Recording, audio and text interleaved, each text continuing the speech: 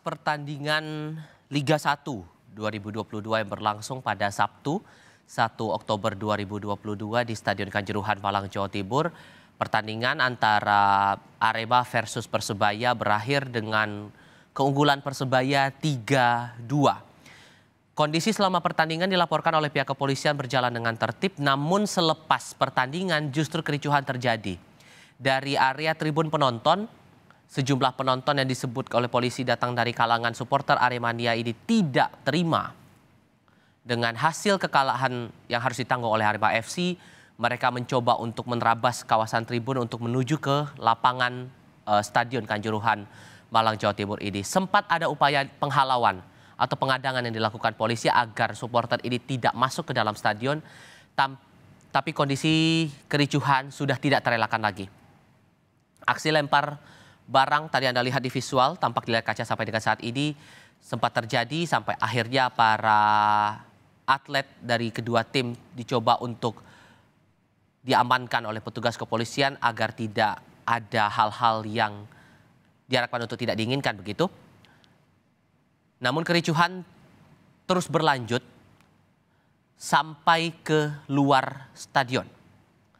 Tidak hanya mengarahkan kepada supporter ataupun juga tidak hanya mengarahkan kepada anggota kepolisian, maksud saya dari kalangan supporter, tapi juga sejumlah fasilitas ikut dirusak oleh sejumlah massa yang terlibat dalam kericuhan ini. Terbukti dari sejumlah fasilitas di dalam stadion rusak, terutama kursi penonton, pagar pembatas, kemudian sejumlah kendaraan taktis milik anggota kepolisian dan sejumlah kendaraan pribadi tidak hanya dirusak tapi juga dibakar. Visualnya terlihat saat ini, saudara. Kendaraan taktis milik polisi dirusak dan juga dibakar, dan bangkainya dilaporkan terakhir kali masih berada di sejumlah titik di sekitar Stadion Kanjuruhan, Malang, Jawa Timur ini. Akibat insiden ini dilaporkan terakhir kali 127 orang meninggal dunia, 125 orang berasal dari supporter Arema FC dan 2 dari anggota kepolisian. Sementara 180 orang dilaporkan mengalami luka-luka dengan ragam luka yang dialami dan ditangani di sejumlah rumah sakit yang tersebar di kabupaten dan kota Malang, Jawa Timur. Ini adalah visual kondisi dari jenazah para korban terdampak aksi kericuhan di Stadion Kanjuruhan, Malang. Sampai dengan saat ini masih kami tunggu bentuk penanganannya seperti apa. Tadi dari laporan Hilda Nusantara di Mapolres Malang, Jawa Timur, anggota keluarga atau bagi pihak keluarga supporter yang terdampak dari insiden kericuhan ini yang ingin datang ke rumah sakit diminta untuk membawa identitas yang mendukung untuk membantu proses identifikasi maupun pengenalan para korban untuk kemudian dilakukan tindakan lebih lanjut.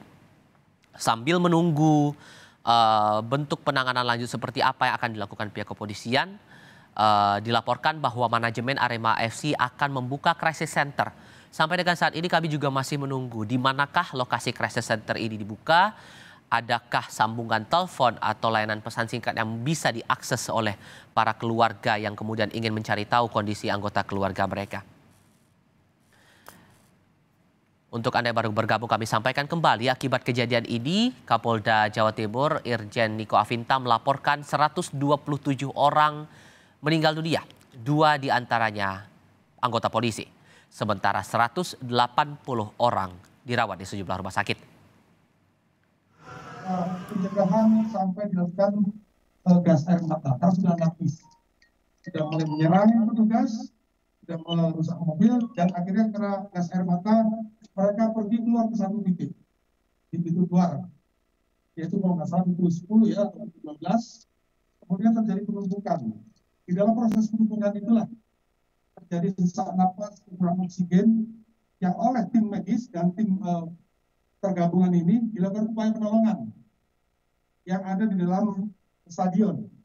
Kemudian juga dilakukan evakuasi ke beberapa rumah sakit. Dalam kejadian tersebut telah meninggal 127 orang, 2 diantaranya anggota Polri dan 125. Yang meninggal di stadion ada 34, kemudian yang lain meninggal di rumah sakit pada saat upaya proses penolongan. Lalu ada 13 mobil yang rusak, 10 diantaranya mobil dinas, milik Polri, dari mobil patroli, Brimob, mobil Tatwal, mobil K9, dan juga ada mobil pribadi. Kemudian masih ada 180 orang yang masih dalam proses perawatan, tapi dilakukan langsung oleh kami dari terkait dengan upaya-upaya penyembuhan pada yang sedang dirawat.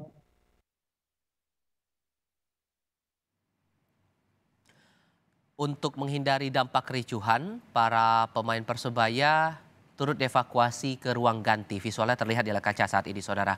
Beruntung para pemain tidak mengalami luka-luka. Dengan pengawalan ketat aparat kepolisian, para pemain dibawa menggunakan kendaraan taktis untuk meninggalkan stadion. Assalamualaikum warahmatullahi wabarakatuh.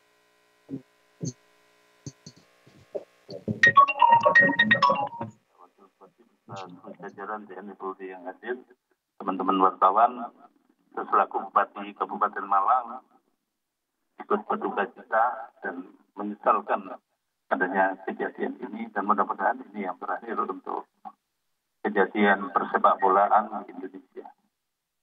So, langkah-langkah yang kami tempuh ya, sudah kejadian saya perintahkan Pak Wabuk, memang saya perintahkan untuk mengawal mulai dari awal pertandingan sampai terakhir dan mengomando di lapangan, dan dinas kesehatan setelah terjadi ini saya perintahkan semua ambulan kita kerahkan, hampir 50 ambulan untuk mengevakuasi korban yang ada. Yang kedua, yang sehat sudah perintahkan seluruh rumah sakit untuk dirawat tanpa melihat identitas, karena sebagian tidak bawa identitas. Itu tadi laporan bagaimana rawat semuanya rawat, biaya semua yang nanggung nanti Kabupaten Malang. Itu supaya nanti para di rumah sakit sudah saya perintahkan semua kepada kepala rumah sakit, setiap korban yang masuk rumah sakit harus dirawat. Nanti urusan biaya semuanya yang nanggung dari Kabupaten Malang. Dan hari ini kita lakukan semua yang terbaik yang bisa kita lakukan oleh Kabupaten Malang dengan keterbatasan semua sarana dan fasilitas. Mungkin itu yang bisa saya sampaikan. Terima kasih. Assalamualaikum warahmatullahi wabarakatuh.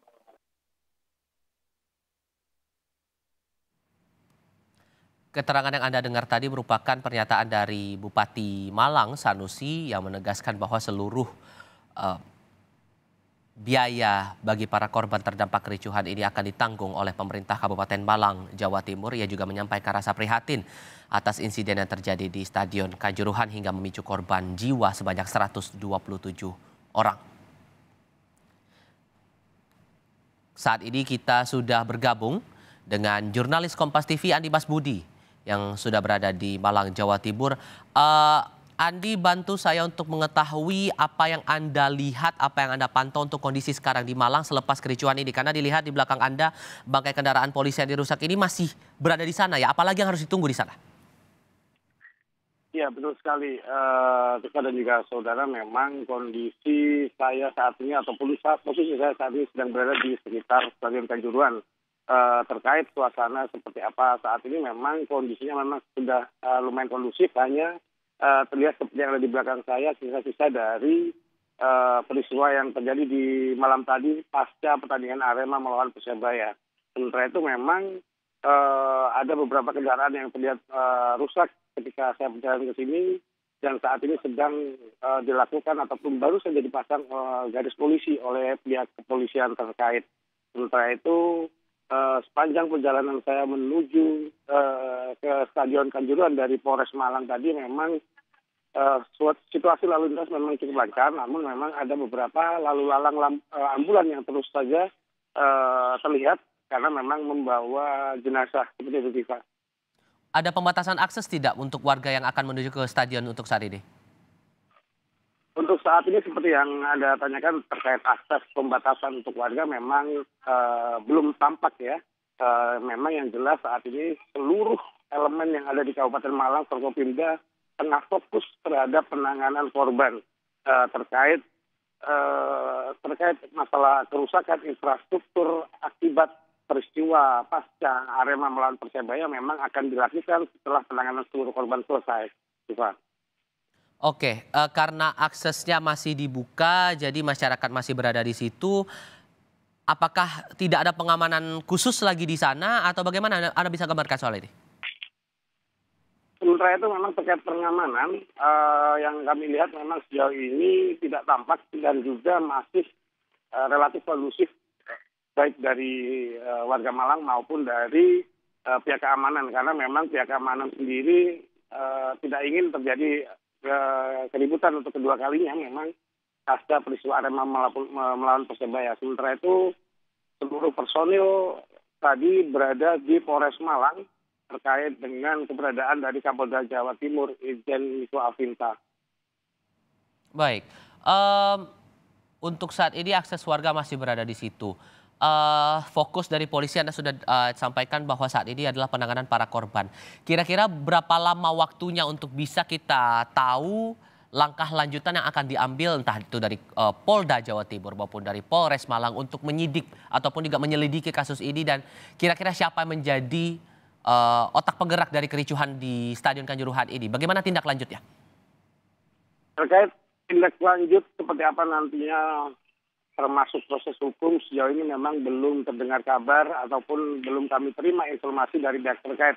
Memang selama ini beberapa waktu yang lalu memang kami sudah mendengar dan juga menyaksikan ada rencana permintaan penundaan ataupun perubahan jam tayang dari laga Arema melawan Persebaya dari malam menjadi sore, namun hal itu sempat ditolak oleh dari salah satu pihak yang sampai detik ini juga kami masih belum bisa menyampaikan itu pihak dari mana. Yang jelas seharusnya dari beberapa pernyataan masyarakat maupun beberapa elemen warga Malang, pertandingan sekelas Arema melawan Persebaya Derby Jatim ini seharusnya dilakukan di sore hari, namun nyatanya pertandingan tetap digelar di malam hari.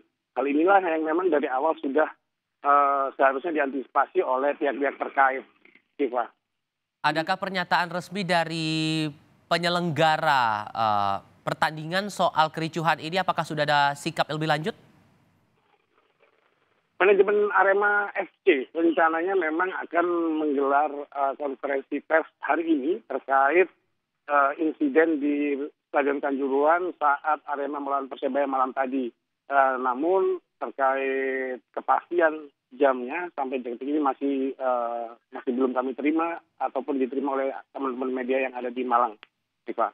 Oke, Andi, mungkin bisa Anda tunjukkan kondisi saat ini di tempat Anda melaporkan sekarang, bagaimana keadaannya sekarang, dan itu kan terlihat hanya bangkai kendaraan ya. Bagaimana untuk aksesnya yang ke arah dalam stadion ini? Bisa Anda tunjukkan? Terkait kondisi saya saat ini memang berada di belakang stadion dari Kanjuruhan Kabupaten Malang. Memang masih dalam lingkup stadion di mana ada beberapa bangkai kendaraan yang rusak. Kalau terlihat dari belakang saya sepertinya memang dari pihak kepolisian ya kendaraan ini. Namun yang jelas terkait akses masuk ke pintu stadion, tadi setelah kami cek memang masih dalam keadaan terkunci, masih belum ada yang boleh masuk. Rencananya kalau melihat hal ini, pihak kepolisian memasang garis polisi di bangkai kendaraan, tidak menutup kemungkinan akan melakukan penyelidikan di bagian dalam stadion. Siva.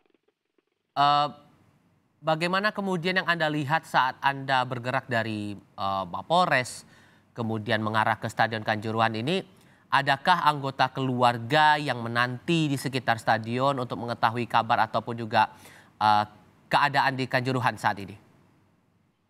Jarak Mapolres Malang tempat konferensi pers Kapolda Jatim pagi tadi menuju ke Stadion Kanjuruhan memang tidak lebih dari 3 km. Ketika saya berjalan dari Polres Malang menuju ke stadion, memang situasi lalu lintas lancar, suasana juga seperti habis turun hujan tadi malam dan pagi tadi. Namun ketika saya melewati salah satu rumah sakit, jadi Rumah Sakit Umum Daerah Kepanjen, memang masih terlihat rekan-rekan ataupun keluarga dari korban yang tengah dirawat di Rumah Sakit Umum Daerah Kanjuruhan akibat dari insiden pasca pertandingan Arema melawan Persebaya. Iva. Baik, untuk sementara waktu kita tunggu lagi perkembangan terbaru ataupun juga informasi terkini yang Anda pantau sejauh ini dari Stadion Kanjuruhan, Malang, Jawa Timur. Andi Mas sudah menyampaikan beberapa laporan tadi terkait dengan kondisi saat ini di sana.